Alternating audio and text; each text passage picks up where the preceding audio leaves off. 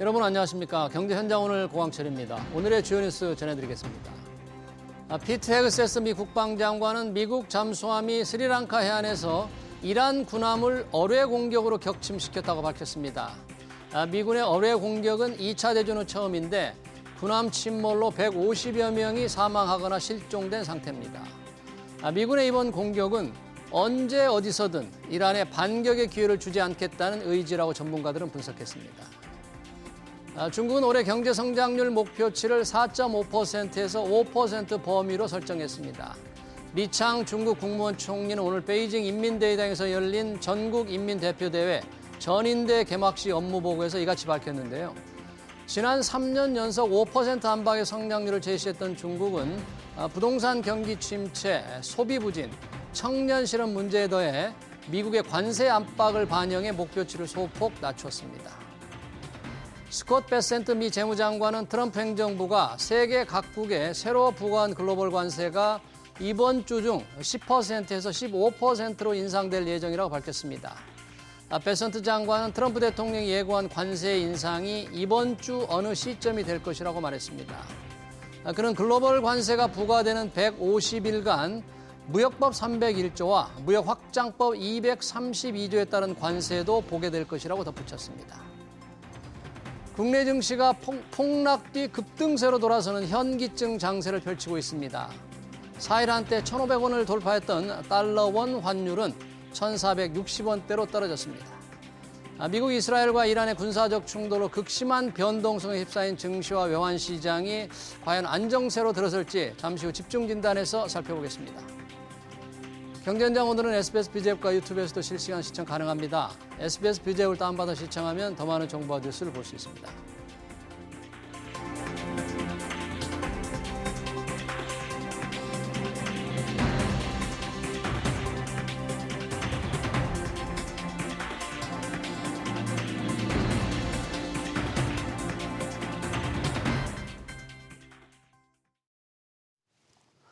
네, 이틀 동안 20% 이상 떨어지며 극심한 공포에 빠졌던 우리 증시가 오늘 급반등하면서 반전의 드라마를 쓰고 있습니다.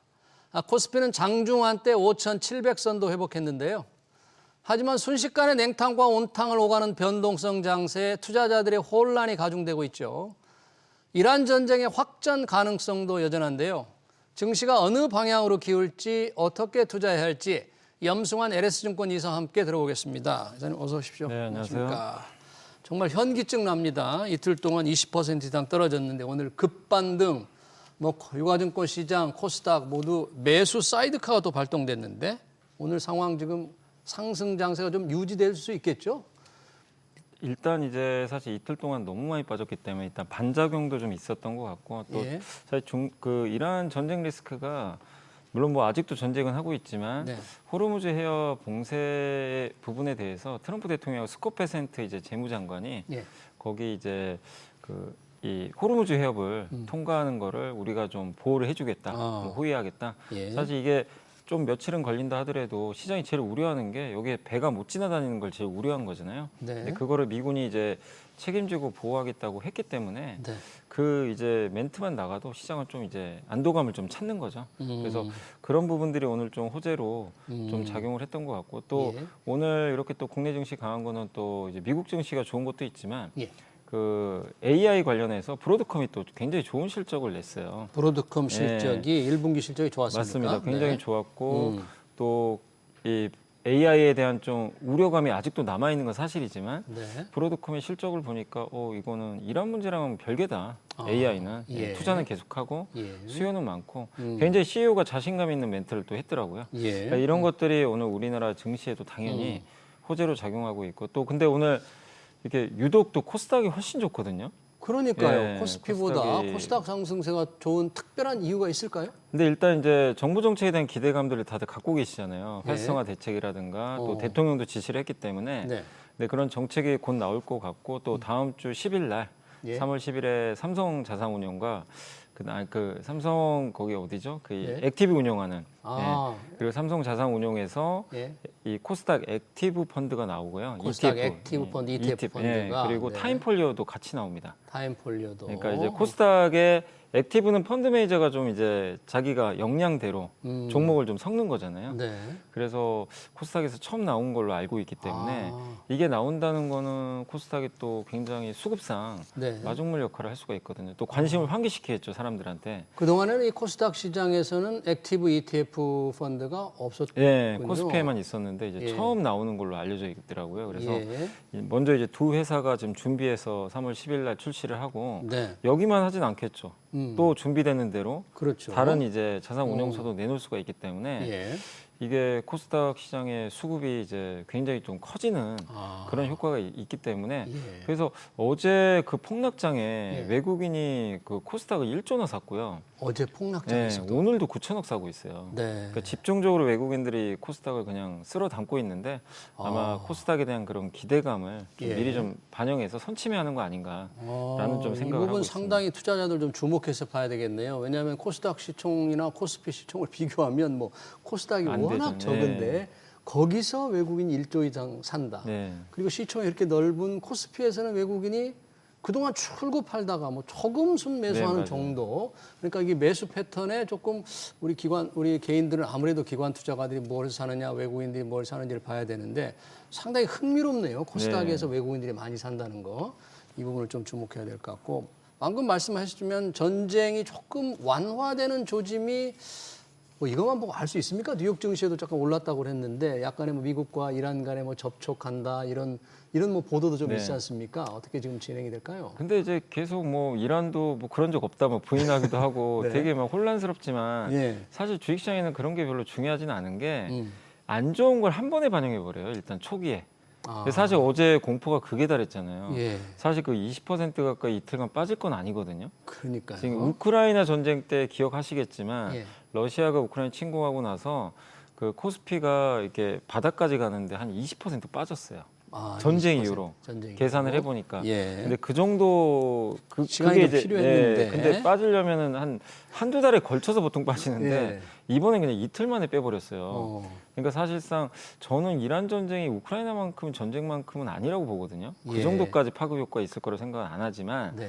어쨌든 그냥 같은 등급으로 본다면 그냥 어제 다 반영을 해버린 거예요. 네. 극단적인. 비정상적인 속도로 빠진 네. 거죠. 빠질 만은 했지만. 그렇기 때문에 5천을 그냥 찍어버렸기 때문에 예. 사실은 여기서 더 심한 악재만 아니라면 지금 여기서 뭐 전쟁 더한다, 뭐 시간 길어진다 그거 자체는 악재는 아니거든요. 아, 이미 그래요? 선반영을 해버렸기 때문에. 예. 근데 이제 시장이 좀 기대하는 건 그래도 물밑에서 뭔가 접촉하는 모습들이 좀 나오잖아요. 네. 그러니까 이런 강대강 대결이 초기엔 되게 센데 네. 시간이 지나면 뒤에서는 또 협상 준비를 또 하거든요. 네. 왜냐하면 두 국가 다 시간이 오래 걸릴수록 불리해질 수밖에 없잖아요. 서로. 네, 이란은 네. 점점 고립될 거고 그렇죠. 미국은 또 트럼프 대통령은 시간이 없고 네. 빨리 끝내야 됩니다, 사실은. 그래서 어느 레벨에서는 좀 서로 약간 협상은 하지 않겠냐. 네. 그래서 그런 기대감들도 일단 이제 조금씩 나오기 시작을 하는 거죠. 예. 그리고 아까 호르무즈 해협도 좀 보호해주겠다. 호송을 예. 하겠다. 이런 네. 것들도 어쨌든 뭐 가능성은 좀 지켜봐야 되겠지만 예. 시장은 어제는 극단을 반영했지만 오늘은 어쨌든 낙폭 가대에다가 좀 뭔가 나아지겠지라는 그리고 뭐 더 나쁠 게 있나라는 그런 또 부분 또 우리나라는 반도체 때문에 올랐잖아요. 네. 그 상황에서 지금 브로드컴 잘 나왔죠. 브로드컴. 또 대통령도 뭐 100조 뭐 증안 기금인가요? 뭐 예, 이게 증시자 완전 증시자금 기금. 예, 예. 그것도 좀 투입 고민해야 된다. 어. 그러니까 이제 정부도 뭔가 여차하면 좀 지원하겠다는 얘기거든요. 지금 밑에서는. 그러니까 이런 것들이 사람들의 어제 공포 심리를 이제 하루 만에 좀 바꿔준 거죠. 너무 우리가 좀 위축됐었나? 너무 과도하게 반응했나 네. 이렇게. 그래서 오늘 이렇게 또 예. 이렇게 하루에 12% 빠지고 또 10% 오르는 건 사실은 좋은 게 아닙니다. 네. 이건 굉장히 좀 비정상적인 상황이지만 네. 어쨌든 시장은 어제랑 오늘랑 뭐 완전히 분위기가 좀 뒤바뀐 좀 그러네요. 상황으로 간 것 같습니다. 방금 말씀해 주셨는데 이재명 대통령이 이 100조 원 규모의 시장 안정 프로그램을 신속히 집행하라 이렇게 지시를 했는데 강력히 이제 주문을 한 거죠. 이 시장 안정 프로그램이라는 게 언제든지 동원될 수 있는 좀 준비가 되어 있는 것 모양이죠. 어떻게 이게 되는 거예요? 사실은 투입된 거는 제가 거의 본 적이 없어요. 옛날에 실제로는? 코로나 때도 있었고 아. 우리나라 증시가 안 좋을 때가 되게 많았잖아요. 예. 그때마다 이런 이제 정책들이 계속 나왔어요. 네. 이렇게 정부가 이렇게 네. 좀 준비하겠다, 준비해가지고 음. 좀 위기 시에 좀 투입하겠다. 근데 실제 이런 얘기들이 나올 때는 이미 좀 증시가 바닥에서 또 올라가 버리더라고요. 이 효과 이미. 때문인지 몰라도. 이미 그래서- 구두 말로만 네, 하는 것만으로도. 그래서 사실 우리 외환 시장에서도 그런 일들이 네. 많잖아요. 우리 개입하겠다. 네. 말만 해도 좀 환율이 빠지잖아요. 예. 약간 그런 효과인데 그래서 실제로는 거의 이런 걸 자금을 투입한 경우는 예. 거의 없었는데 네. 어쨌든 근데 이번 정부는 조금 과거랑 좀 다른 게 음. 증시 부양이 굉장히 적극적이에요. 네. 다른 어떤 정권보다. 조건보다. 네, 그러다 보니까 혹시라도 음. 만약에 제 생각엔 5천이 깨지면 투입을 할 것 같아요. 5천이 예, 깨지면. 그러니까 이게 왜냐하면 직전 저점을 깬다는 건 또 아. 새로운 하락이 시작될 수도 있는 거잖아요. 예. 그래서 그걸 깨지 않는다면 저는 뭐 이게 이번에 실제 투입 실제 때문에. 투입은 예. 좀 저는 하진 않을 걸로 일단 개인적으로 보고 있고 네. 그리고 이거를 정부가 이렇게 돈을 넣어가지고 하는 것 자체가 그렇게 좋다라고 생각은 안 해요. 자생적으로 회복을 해야 되거든요. 예. 어쨌든 증시 자체가 예. 저는 옛날과 다르게 우리나라 증시 체력이 되게 좋다고 생각해요. 예. 어제도 제가 예탁금 보고 깜짝 놀란 게 예. 증시가 폭락을 했는데 예탁금은 130조까지 늘어났어요. 예탁금 그 사이에 늘었어요. 예, 한 언제든지 20조가 늘어버렸어요. 사겠다는 사람들이 대기하고 있다. 그런 그러니까 얘기인데요. 과거에 50조 예탁금과는 지금 차원이 다르거든요. 예. 그래서 물론 이제 지금 시총도 크니까 네. 뭐 그걸 감안해야 되겠지만 우리나라가 확실히 그 기초 체력이 좀 단단해졌기 때문에 정말 이거는 위기가 왔을 때 써야지 예.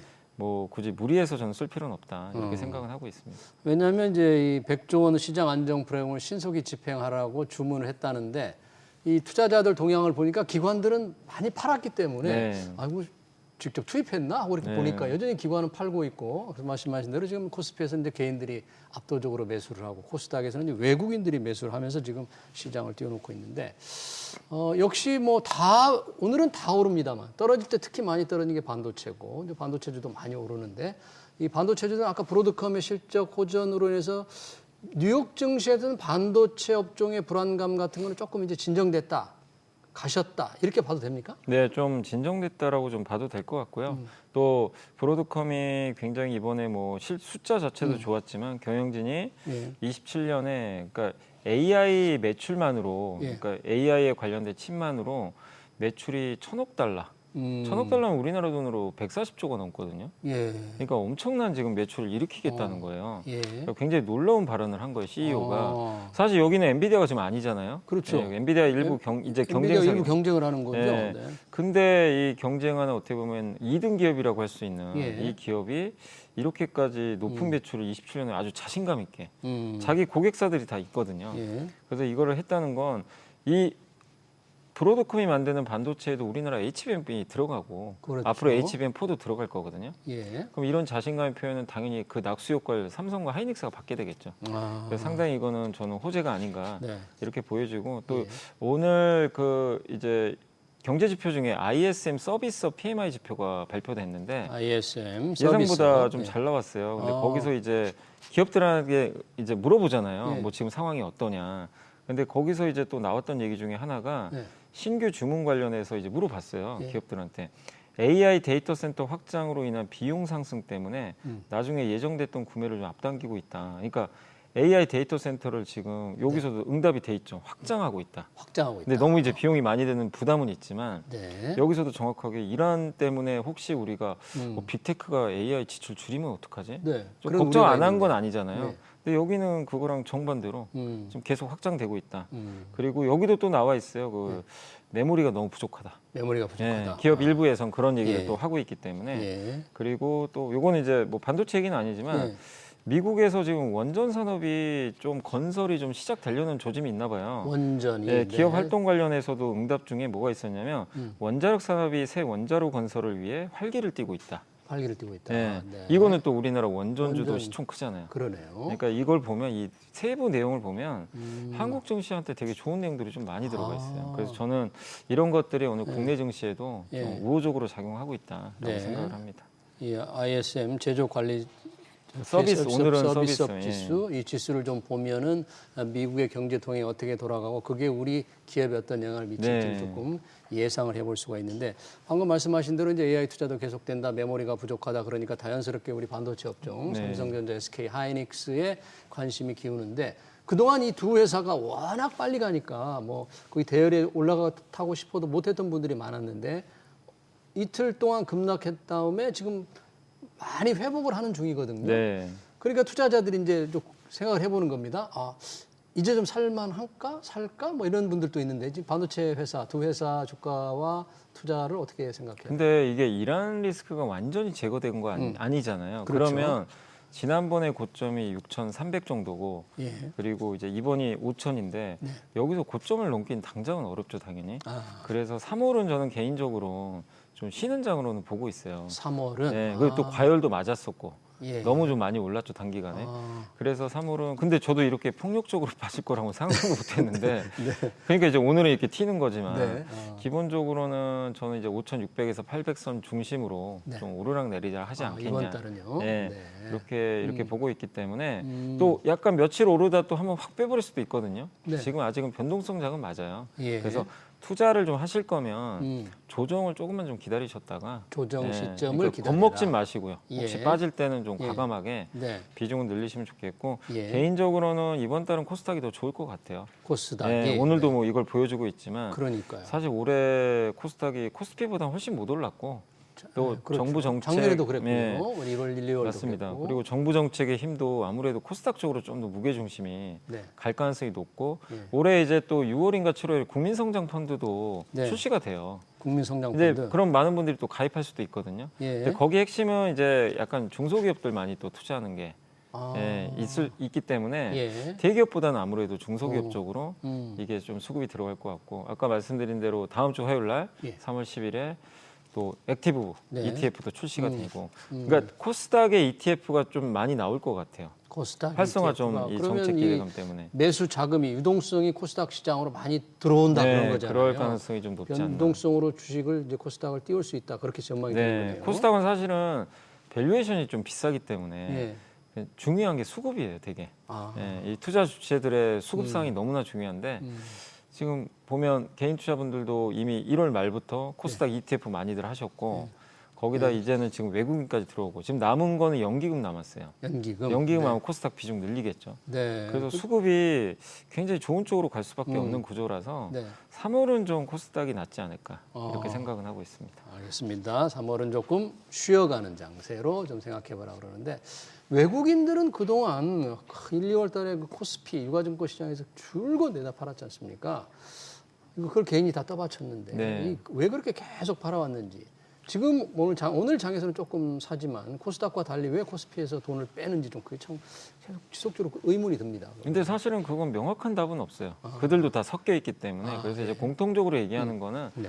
작년 5월부터 외국인이 많이 샀거든요. 예. 특히 액티브 자금이라고 하는데 거기서 뭐 특히 삼성전자, 현대차, 하이닉스를 굉장히 많이 샀어요. 근데 그들 입장에서는 지금 두세 배씩 올랐거든요. 네. 그러니까 일단 차익 실현 욕구가 좀 생겼죠. 예. 생겼고 2월에 근데 또 미국 증시 별로 좋진 않았어요. 우리가 좋았던 거지. 음. 사실 그 미국도 좀 지지부진했고 또 트럼프 지지율도 좀 안 좋은 데다가 그 상황에서 사실 좀 이란 전쟁이 아주 생뚱맞은 건 아니잖아요. 네, 그 전부터도 그렇죠. 뭐 어느 전쟁할 정도. 수도 있다. 예. 그러다 보니까 좀 외국인들이 이렇게 많이 올라왔는데 굳이 뭐 여기서 공격적으로 하기보다는 일단 좀 발을 빼고 예. 좀 지켜보자. 이런 좀 시각도 좀 일부 있었던 것 같아요. 예. 그래서 그런 게 복합적으로 작용했는데 이게 외국인들 입장에서 이제 대량 매도가 됐던 게 개인 투자들이 2월에 굉장히 적극적으로 ETF 중심으로 네. 비중을 늘려버린 거예요, 주식 비중을. 그러니까 이제 팔긴 좋은 거죠. 아. 받아줄 주체가 네. 당연히 있다 보니까 예. 그래서 주식시장이 오르면 오를수록 외국인은 팔았는데 그거를 사실 더 놀라운 걸 그걸 받아서 개인 투자자가 1,300포인트 올려버렸어요. 네. 이것도 사실은 옛날에는 상상도 못할 일인데 예. 개인 수급이 엄청나게 무서워진 거죠, 지금은. 그러네요. 예, 그래서 어쨌든 외국인들은 개인이 받아준 것도 좀 매도의 한 원인이 아니었나 네. 이렇게 생각하고 있습니다. 그럼 시장에 지금 급반등을 하면서 장중 한때는 5,700도 회복을 했습니다만 지금 5,600 후반대에 있는데 자 이제 이런 상승세가 좀 이어져서 뭐 6,000을 다시 회복할 수는 있겠지만 과연 안착할 수 있을까 그런 이제 의문을 갖는 분들이 있는데 혹시 어떻게 예상을? 근데 안착을 하려면 일단 제일 중요한 게 유가가 오르면 안 돼요. 유가. 그래서 우리가 파악해야 될 거는 사실 이제 많은 또 얘기들이 나오겠지만 예. 결국 호르무즈 해협이 봉쇄가 좀 풀리면서 네. 유가가 좀 아래쪽으로 방향을 잡기 시작하면 네. 6,000포인트 넘는 건 그렇게 어려운 것도 아니라고 보는데 예. 이게 아직은 아니잖아요. 네. 여전히 유가도 지금 예. 계속해서 좀 위아래로 움직이지만 높은 수준이기 때문에 예. 유가 레벨이 좀 낮아지는 게 보인다면 전쟁이 지속돼도 유가 떨어지면 사실 이제 증시는 위를 열 수가 있다고 저는 보고 있어요.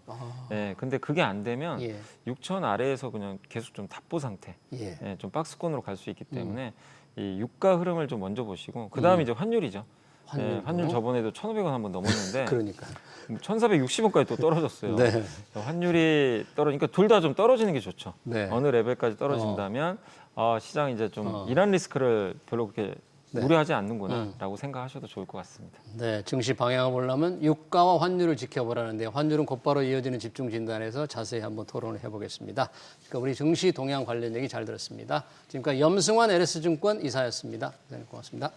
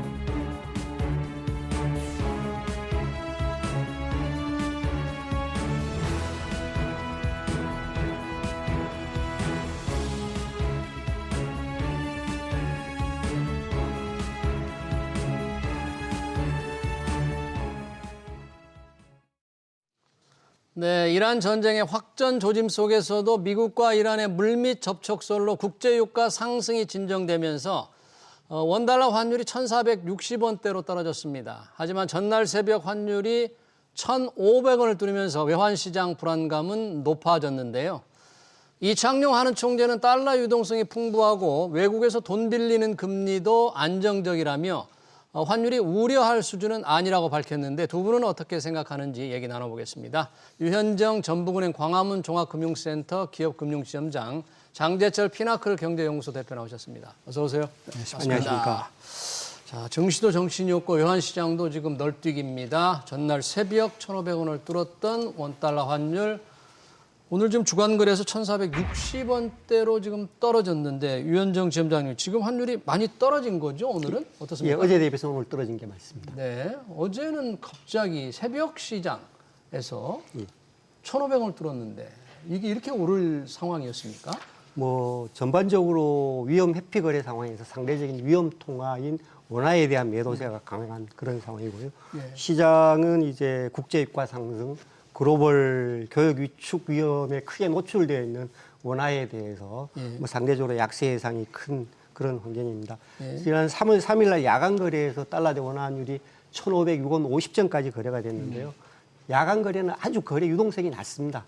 그래서 뭐 개인적으로는 뭐 1,500원을 돌파했다라는 데 대해서 크게 의미를 두고 싶지는 않은 상황입니다. 예. 어저께 외환당국에서 1,480원대에서 달러와 매도 개입을 단행한 것으로 추정되고 있고요. 이와 같은 시장 안정화 노력에 따라서 어저께 고점을 좀 낮춰서 끝이 났고 지난 밤 사이에 뭐 추가적으로 전쟁과 관련된 어떤 우려가 좀 완화가 되지면서 뉴욕 증시가 반등을 하고 유가도 좀 하락을 하고 그리고 글로벌 달러도 약세를 보이는 영향을 반영해서 오늘 달러 대 원화 환율이 어제보다는 좀 낮은 수준을 보이고 있습니다. 그러니까요. 1,500원 뚫으니까 이게 뭐지 심리적 저항선으로 조금 느껴졌던 분들이 많아서 야, 우리 외환시장 상단이 뚫렸구나 걱정을 했는데 조금 안정되니까 그러면 이 안정세가 계속될까? 이제 이런 당장 궁금증은 듭니다만 여러 가지 변수가 있을 텐데 안정세의 지속 여부를 좀 어떻게 좀 봐야. 예, 지금 우리 지점장님 말씀하신 대로 1,500원을 뚫은 거는 일시적인 전쟁의 공포 아니면 그동안에 외환시장에 있어서의 어떤 뭐 밸런스가 좀 있었는데 예. 이게 깨지면서 너무 약해지니까 달러 원 환율이 많이 올라가니까 예. 해칭이나 뭐 이런 여러 가지 또 기계적으로 이렇게 변동성이 커지면 또 포지션을 줄여야 되는 부분도 있거든요. 그래서 이러한 것들이 작용된 기계적인 어떤 시장의 반응이라고 보고 네. 사실 전쟁 난 이틀, 3일 동안 우리 경제 펀더멘탈 변한 게 없잖아요. 그렇죠. 전쟁만 난 네, 거죠. 그리고 예. 외환도 저 환율도 외환 시장에서의 가격인데 네. 가격은 또 펀더멘탈을 반영해야 되는데 많이 안 반영했다는 얘기는 시간이 좀 지나면은 또 다시 내려올 수 있지 않느냐. 그래서 뭐 저뿐만 아니라 많은 IB들이나 전망기관에서는 예. 아직까지 달러 원 환율이 올해 뭐 말 정도까지도 예. 지금은 좀 1,460원대지만은 좀 더 레벨 다운해서 1,430원까지 가지 않을까. 뭐 일부는 1,400원대를 전망하는 데도 있습니다. 그렇지만은 네. 시장 컨센서스는 좀 1,400원 위에 있어서 네. 지금보다는 좀 레벨 다운 할 수 있다. 이렇게 전망하고 있습니다. 네. 환율이 조금 더 아래로 떨어진다. 그러니까 원화 가치는 좀 올라간다. 이렇게 이제 그렇죠. 보는 사람들이 많은 편인데 유현정 지점장님은 저희 이 프로그램에 이제 지난번에 출연하셨을 때도 물론 미국과 이란 전쟁을 예상은 뭐 하기는 어려웠을 때인데 원달러 환율이 1,500원을 뚫을 수 있다고도 얘기했던 기억이 난 것 같아요. 예, 그렇습니다. 그 당시 그렇게 봤던 이유는 뭐고 그때 얘기할 때와 지금 상황이 뭐 달라진 게 있습니까? 예, 말씀하셨듯이 뭐 현재와 같은 전쟁으로 인한 위험 회피 거래 상황을 상정한 것은 전혀 아니었고요. 네. 다만 그 당시에 이제 예상했던 부분들은 뭐 최근에 달러 대 원화 환율을 올리는데 기여를 했던 네. 전반적인 달러 수요 확장, 특히 이제 개인 및 그 연기금들의 포트폴리오 투자, 해외 그리고, 투자. 예, 그리고 정부 당국의 대미 투자 약속 이행에 따른 달러와 수요, 그리고 글로벌 달러도 상당폭 지지를 보일 거라는 그런 예상을 바탕으로 했고요. 특히 이제 환율 상단이 당분간 제한될 것으로 봤던 거는 이제 정부 당국의 소위 시장 안정화 노력들이 예. 작용을 할 걸로 봤는데 시간이 지나면서 이와 같은 시장 안정화 노력은 시장의 어떤 자연스러운 상승 압력 앞에서 약발이 좀 약화될 거다라는 예상을 바탕으로 해서 1,500원을 돌파할 수도 있겠다라고 말씀을 드렸는데요. 네. 현재와 같이 이제 일시적인 심리적인 요인으로 인해서 네. 환율이 급등하는 상황들은 결국 심리적인 요인을 일으키는 상황의 부침에 따라서 변동성을 보일 수밖에 없고요.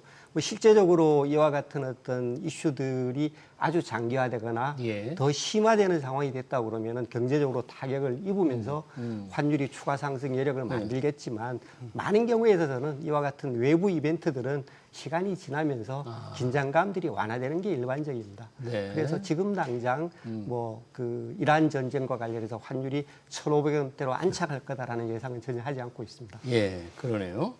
뭐 장중 야간 거래에서 1,500원선을 일시적으로 뚫었습니다만 그래서 큰 의미는 둘 건 아닙니다만 심리적 저항선이 깨지니까 야, 우리 왜 원화만 이렇게 약한가? 이웃 일본도 있고 대만 돈도 있을 텐데 왜 우리 돈만 이렇게 특별히 더 취약한가? 그런 의문이 듭니다. 예, 지금 뭐 사회자께서 말씀하신 대로 우리가 이렇게 변동성이 큰 이유는 우리만의 이유가 있는 거겠죠. 예. 제일 큰 이유는 대만이랑 일본이랑 비교해봤을 때 특히 대만이랑 했을 때는 한국이 그 중동 원유 의존도가 굉장히 높습니다. 우리가요? 우리는 약 한 70% 정도의 의존도를 가지고 있는데 대만은 30% 정도밖에 안 된대요. 그동안 많이 이제 다변화를 했던 노력이 있었고 예. 두 번째로는 어떻게 보면 외환시장 건전성 이슈가 되는 것 같아요. 우리나라도 지금 외환 보유액이 4천억 달러가 넘어서 GDP 대비 한 20% 되는데 대만 같은 경우는 6천억 달러가 넘어요. 그래서 GDP 대비 70% 정도 되고 있고요. 그리고 외환시장에서도 항상 수시로 개입을 해서 시장의 변동성을 줄이려고 노력하는 부분이 있고. 근데 세 번째로는 일본이랑 비교해 본다 그러면 일본은 한국보다는 통화의 지위가 안전자산 쪽에 안전자산 쪽으로, 안전통화 들어가고 대마가. 기축통화니까 변동성이 우리보다 줄 수밖에 없고요. 그리고 마지막으로 변동성을 증폭시킨 이유 중에 하나가 그동안 우리 그 코스피에서 외국인들이 많이 팔고 나갔잖아요. 예. 이러한 부분들이 많이 작용한 것 같습니다. 그동안 많이 담아놨던 부분들을 팔고 나가는 중에 이런 대외적인 악재가 생기니까 그럴 이유가 더 커진 거죠. 그래서 이러한 부분들이 우리는 원화 팔고 달러를 외화를 또 사려는 수요가 커지면서 강해졌다. 이 세 가지 요인으로 볼 수 있을 것 같습니다. 이 환율 상승은 외환위기를 우리나라가 겪은 터라 이 국민들이나 우리 경제에 대한 이게 트라우마가 워낙 강해서 특히 민감하게 이제 생각하는데 1,500분을 뚫으니까 걱정이다 그런 거에 대해서 이창용 한국은행 총재가 얘기를 했네요. 달러 유동성이 우리 풍부하다. 그래서 우려할 상황이 아니다. 이런 입장을 밝혔는데 이 부분에 대해서는 어떻게 보십니까, 선생님? 뭐 최근에 외국인 투자자들이 2월 이후에 뭐 상당 규모 그 주식 순매도를 단행을 했습니다. 약 한 25조 정도 많이 팔았습니다. 5조 정도 팔아치웠습니다. 2월 이후에. 그럼에도 불구하고 현재 외화 유동성은 상당히 풍부한 것으로 보여집니다. 예. 현재 지금 거주자 외화예금 잔액이 그러니까 거주자들이 금융기관에 예치했는 외화예금 잔액이 사상 최대 수준입니다. 거기에 더해서 이제 최근에 무역수지 흑자폭이 확대가 되어지면서 뭐 이와 같은 그 이선 준비 자금들 예. 유동성들이 확대될 것으로 보여지고요. 실제로 이제 시장에서 가격 측면에서 보더라도 예. 가장 민감한 예. 저희들이 이제 그 외환 시장에 있는 사람들이 가장 민감하게 보는 달러와 차익 금리가 뭐냐면은 예. 외환 수합 거래에 내재되어 있는 달러와 차익 금리입니다. 외환 수합 거래 내재되는 달러 차익 금리입니다. 네. 이 부분이 거의 변함이 없습니다. 지난 며칠 동안. 네. 그리고 이제 소위 이제 CRS, IRS 베이시스라고 그러는데 여기도 마찬가지로 뭐 중기적인 어떤 관점에서 그 달러와 차익 내재 금리가 보여지는데 이 부분도 약 한 5bp에서 한 10bp 정도 상승하는데 그쳤습니다. 네. 뭐 전반적으로 시장은 과거에 우려했던 외환 위기 상황은 전혀 아니다. 현재까지는 그렇게 말씀드릴 수가 있겠습니다. 그러네. 유동성도 풍부하고 또 우리가 차입 금리의 어떤 변화도 별로 없기 때문에 그렇습니다. 비록 환율이 1,500원을 뚫었지만 일시적이지만 큰 걱정할 정도는 아니라는 하는 총재 의견에 대해서 이제 좀 공감을 하는 편인데 원달러 환율에 영향을 미치는 게 당연히 이제 달러와 가치입니다. 뭐 전쟁이 되니까 달러 가치가 굉장히 상승을 했는데 뭐 달러와 지수라고 하죠. 달러 변동 좀 전반적으로 달러 가치가 전쟁 전에는 뭐 약세로 가지 않을까 이런 예상을 했는데 지금은 급등을 한 거예요, 달러 값이? 예, 사실 중동에서의 불안이 세계 경제에 미치는 영향이 유가랑 천연가스 가격인데 예. 사실 천연가스 가격이 카타르 그 공장에 또 이제 폭격을 맞으면서 생산이 중지됐잖아요. 예. 근데 상당 부분이 유럽 쪽으로 가게 되면서 유럽에서의 경상수지나 대외수지 악화 우려 때문에 유로화가 약세가 됐어요. 거기다가 앞에서는 엔화가 안전통화, 뭐 기축통화의 역할을 했지만은 일본도 중동 원유 의존도가 굉장히 높거든요. 그렇죠. 그런 반면에 그런 요인 때문에 엔화도 약세되니까 네. 달러 지수를 결정하는 가장 큰 항목이 유로화랑 엔화인데 이게 약세가 되니까 달러가 강세가 될 수밖에 없겠죠. 네. 그래서 달러가 강세가 됐는데 이런 달러 강세는 어떻게 보면 뭐 미국으로의 자본 유입을 또 촉진을 해서 네. 미국의 유동성이 높아지면 금리가 좀 낮아지면서 미국에서 미국 경기에 도움이 될 수 있는데 예. 이 우리가 우려하는 것처럼 이러한 전쟁 상황이 좀 장기화되면 달러 강세가 오히려 네.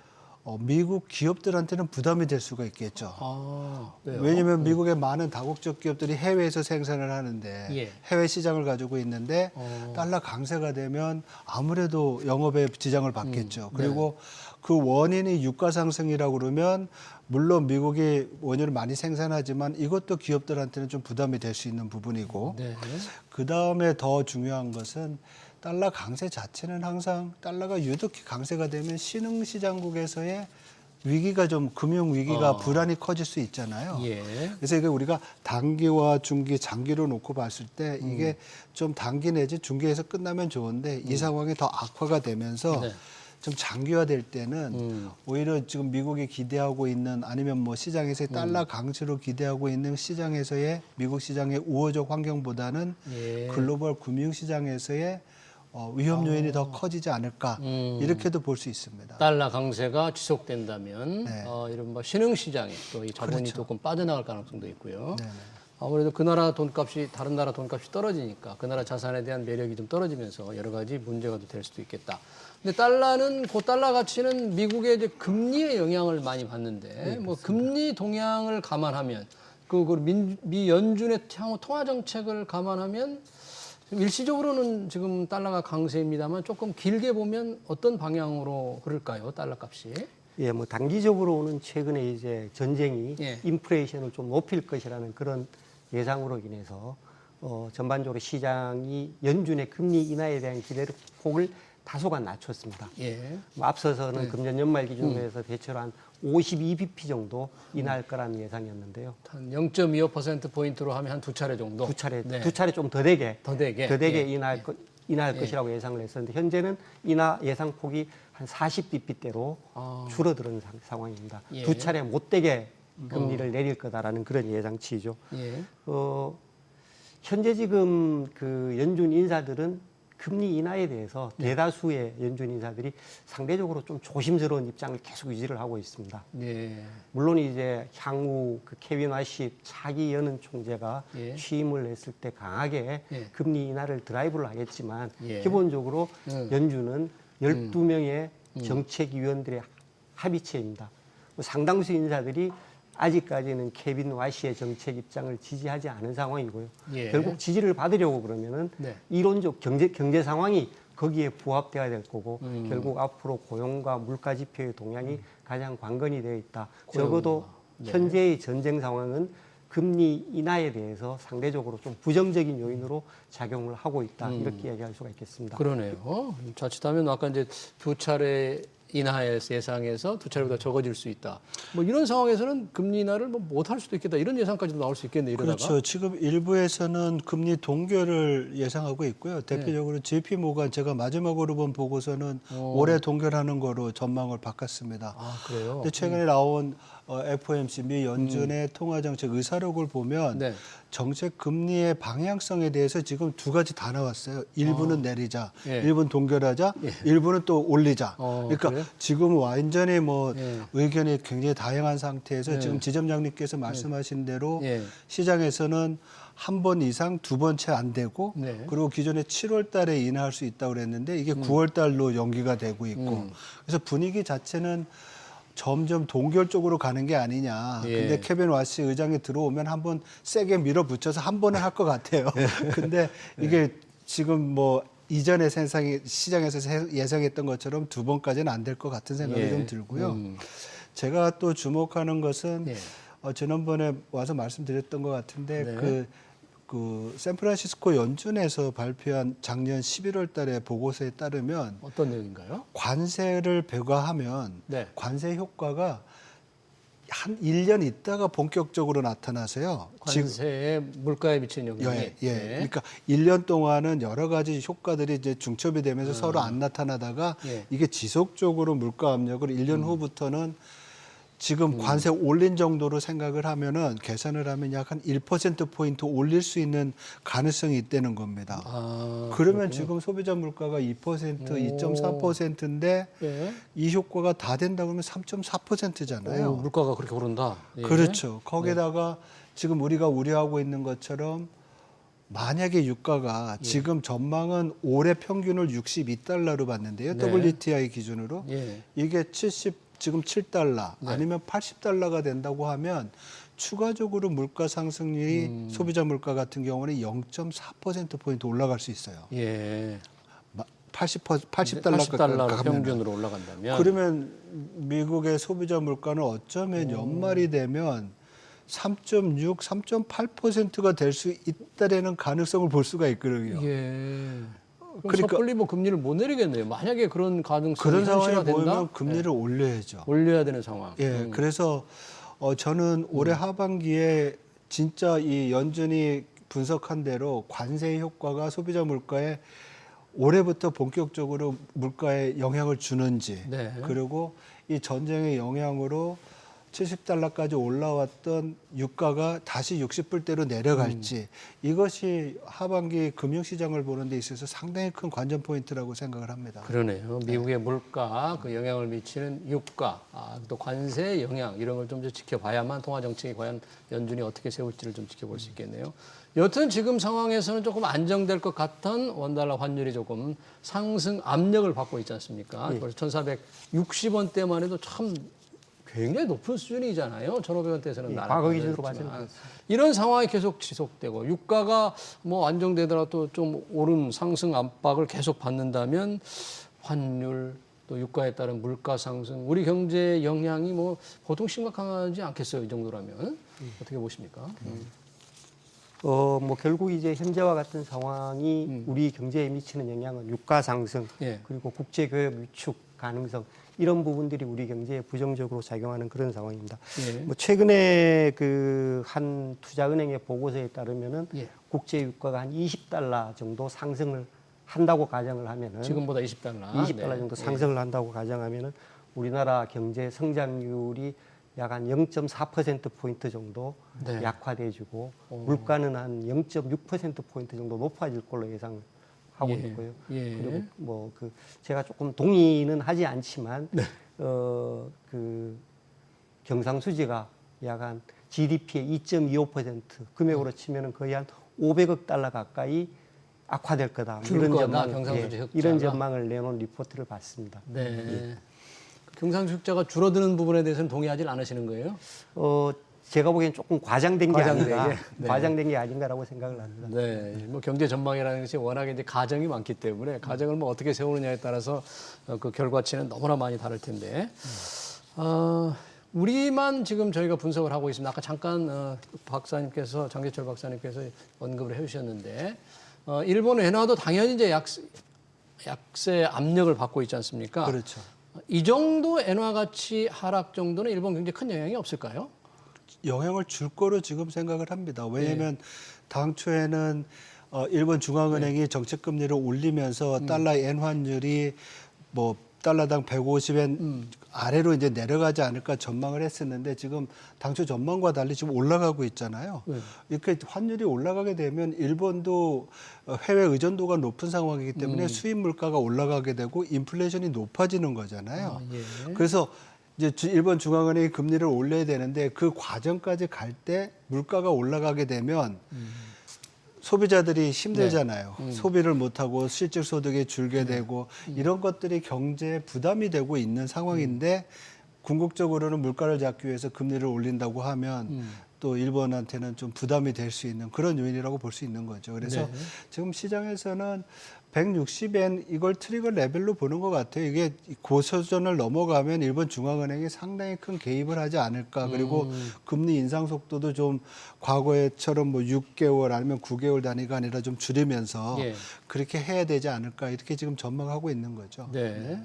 일본 엔화가 한동안 우리 원화 가치가 원 달러 환율이 엔 달러 환율에 굉장히 이게 동조화되다시피 움직이던데요. 예, 지금도 그렇습니다. 그렇게 지금 움직인다고 봐야 예, 될까요? 마찬가지입니다. 뭐 최근 한 3년여 동안의 기간만 놓고 보면은 달러 대 원화 환율 동향과 달러 대 yen 환율 동향이 거의 비슷한 방향으로 움직이고 있는 그런 상황입니다. 뭐 사실 이제 경제 구조적으로 우리나라의 그 지형도가 외환시장 관련된 지형도가 일본과 유사해진 게 아닌가라는 생각을 하고 있습니다. 외환시장 관련 환경이 그렇습니다. 어떤 전반적으로 이제 일본이 미국 대비해서 상당 기간 동안 저금리가 유지가 되고 있습니다. 상대적 저금리가. 우리나라도 지금 벌써 4년째 원화 금리가 달러 금리보다 낮은 상황이 유지가 되고 있습니다. 그렇죠. 그리고 전반적으로 투자 시장의 지형도 자체가 외환 시장의 지형도 자체가 경상수지보다는 투자 자금의 유출입에 훨씬 더 강하게 반응하는 그런 편입니다. 결국 이와 같은 내국인의 해외 투자의 부침이 환율을 움직이는 가장 중요한 동력으로 엔화에 대해서 계속 작용을 해왔는데요. 우리 원화 시장도 달러 대 원화 시장도 비슷한 모습을 가고 있는 게 아닌가라고 생각되는 그런 부분입니다. 결국 해외 금융 시장의 어떤 투자 여건에 따라서 환율이 부침하는 상황들이 국내 외환 시장도 동조화되는 그런 모습이 아닌가라는 생각이 듭니다. 그러니까 말씀해 주신 대로 보통 무역 흑자나 경상 흑자가 굉장히 많으면 이게 그 나라 통화가 조금 뭐 강해지는 거잖아요. 예, 맞습니다. 우리가 원달러 환율이 좀 더 떨어져야 되는데 워낙에 해외로 돈이 많이 빠져나가니까 개인들도 주식을 많이 사고 그렇죠. 국민연금도 많이 사고 하면서 원달러 환율이 계속 올라가는 상황이 일본과 좀 비슷하다.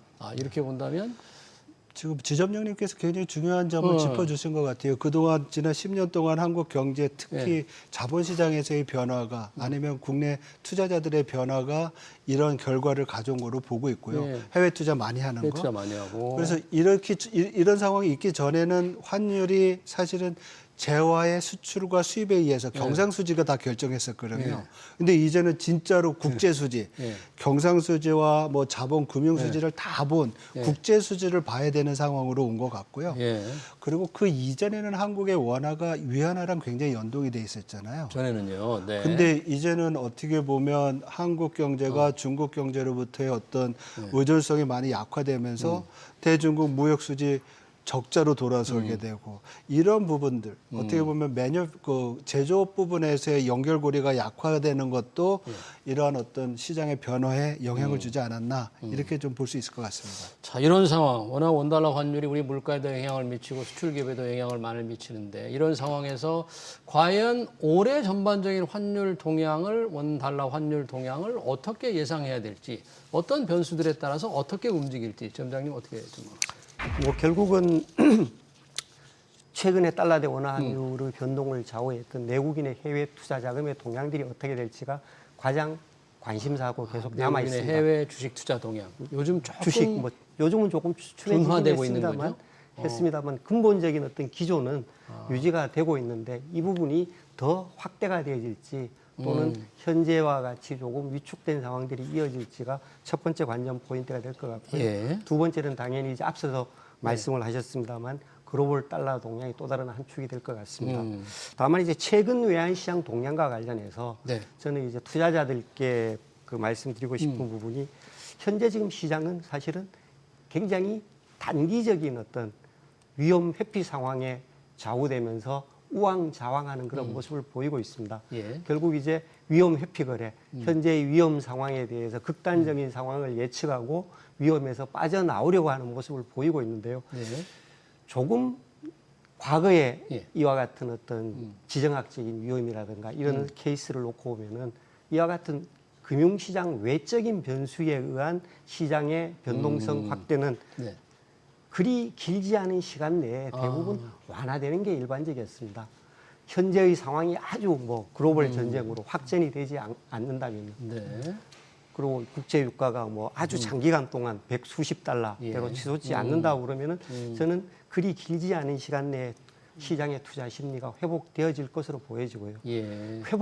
지금 투자자들이 저는 주목해야 될 부분이 예. 현재의 변동성 장세에 대응하고 우왕좌왕하는 것보다는 예. 변동성 장세가 끝이 난 다음에 투자 시장의 지형도가 어떻게 바뀔지 좀 더 관심을 기울여야 되지 않을까라고 생각을 하고 있습니다. 그러네요. 뭐 구체적으로 말씀을 드리면은 최근에 전쟁이 낳은 지형도가 다소간 예. 그 글로벌 경제 시장에서 우리 산업의 어떤 지위를 높일 수 있는 여지가 있지 않나라고 기대를 이번 해보고 전쟁의 있습니다. 기회로. 예를 네. 들면은 전쟁 상황이 뭐 방산에 대한 수출, 방산에 무기 대한 수출. 그 부분을 네. 훨씬 더 주목을 시켰고요. 그리고 통신이라든가 예. AI라든가 뭐 또는 에너지 가격 상승으로 인한 피해로부터 그 어느 정도 절연될 수 있는 그 원전 같은 예, 이런 부분에 원전. 대한 네. 그 관심도를 높일 수 있게 되고 이런 부분에 우리가 강점을 가지고 있는 그런 부분들이 전쟁 이후에는 오히려 그 우리 경제의 지위가 좀 더 글로벌 경제 시장에서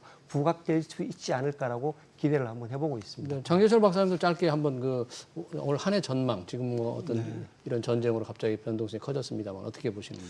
어떻게 보면 지금 한국 시장에서의 어떤 손바꿈이 좀 일어났던 것 같고요. 개인 투자자, 외국인 투자자, 뭐 우리 방송 들어오기 전에 지점장님이랑 잠깐 얘기했었는데 그런 부분도 시장에서는 좀 새로운 어떤 뭐 분위기를 줄 수도 있는 것 같고요. 그리고 더 중요한 것은 지금 진행되고 있는 AI 거품론이라든지 아니면 뭐 사모 대출, 사모 시장 있잖아요. 그쪽에 사모 대출 시장에서의 어떤 불안 이슈들 이러한 것들이 같이 시장의 조정과 같이 이렇게 진행이 되면서 불안 요인들이 좀 다소 진정이 되거나 거쳐가지 않을까 이렇게 생각을 합니다. 그래서 기존에 가지고 있었던 한국 시장의 강점, 반도체와 뭐 통신, 방산, 또 조선, 전력 인프라 이런 부분 지금 지점장님 말씀하신 이런 부분들이 계속 주목을 받으면서 시장을 이끌어갈 수 있는 여건은 충분하고요.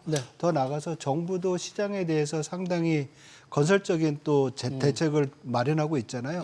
이러한 것들이 시장의 어떤 분위기에는 좋은 긍정적인 역할을 주지 않을까 이렇게 전망합니다. 알겠습니다. 널뛰기를 하고 있는 외환시장 동향과 향후 전망까지 관련 토론 여기서 마치겠습니다. 지금까지 유현정 전북은행 광화문 종합금융센터 기업금융지점장, 장재철 피나클 경제연구소 대표였습니다. 고맙습니다.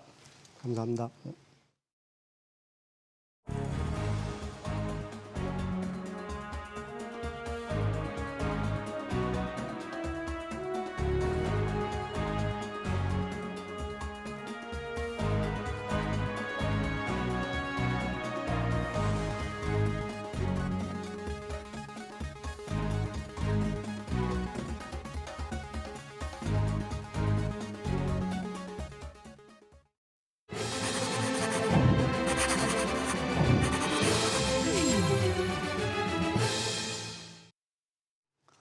네, 4일 야간 거래에서 1,500원을 뚫었던 원달러 환율이 1,460원대로 내려왔습니다. 다행입니다. 환율 상승은 물가를 자극하고 통화 정책을 어렵게 만드는 장애물이죠. 수출 증대와 개인들의 국내 주식 투자 확대로 안정되는 듯했던 환율이 이란 전쟁으로 얼마나 취약한지 드러났습니다. 높은 석유 의존도, 반도체 등 특정 산업에 대한 과도한 편중, 외국인들의 지속적인 매수세 등 취약한 여건이 개선되지 않는 한 환율 1,500원이 언제든 뚫릴 수 있다는 현실을 일깨워준 겁니다. SBS 비즈 경제 현장 오늘 여기서 마치겠습니다. 시청해주신 여러분 고맙습니다.